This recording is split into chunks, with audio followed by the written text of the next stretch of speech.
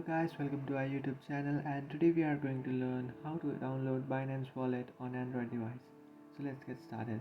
So if you want to download your Binance Wallet on your Android device, what you can do is just open up your Play Store, and after opening up your Play Store, in search bar you can search for Binance Wallet.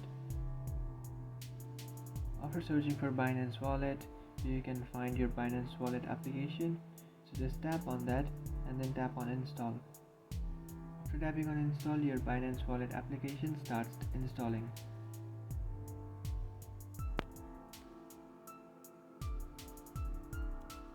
And after completing the installation process, you can see you have successfully downloaded and installed your Binance Wallet. Now what you can do is just tap on open. After tapping on open, now you can just create an account or just log into your account. So that's it guys, this is how to download Binance Wallet on Android device. If you find this video helpful, don't forget to like and subscribe to our channel. If you have any doubts, feel free to comment below. Thanks for watching.